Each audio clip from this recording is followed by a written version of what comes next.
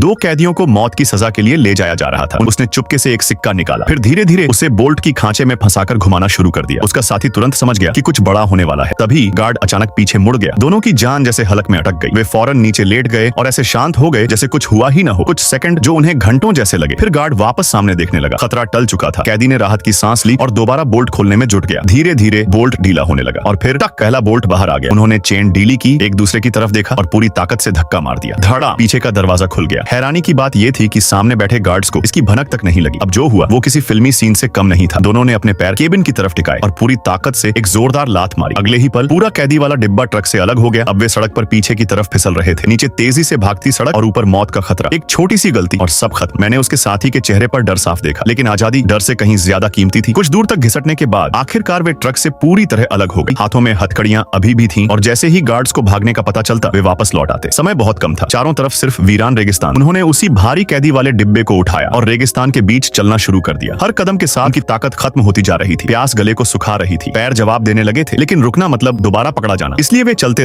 रहे और चलते रहे। देखते ही देखते उनकी हालत खराब हो गई। अब वे अपनी आखिरी ताकत पर टिके हुए थे। उन्हें लगने लगा था कि शायद आजाद होकर भी नहीं बच पाएंगे। सूरज सिर पर आग बरसा रहा था और रेगिस्तान जैसे उनकी आखिरी उम्मीद भी छीन लेना चाहता। लेकिन जैसे जैसे वे करीब पहुंचे उनके चेहरे के भाव बदलने लगे, क्योंकि जो चीज उनके सामने थी वो उनकी जिंदगी बचा भी सकती थी और उन्हें फिर से मौत के मुंह में भी धकेल सकती थी। आखिर रेगिस्तान में उन्हें क्या मिला? क्या गार्ड्स उन्हें दोबारा पकड़ पाएंगे? इसके बाद जो हुआ वो किसी ने सपने में भी नहीं सोचा था। पार्ट 2।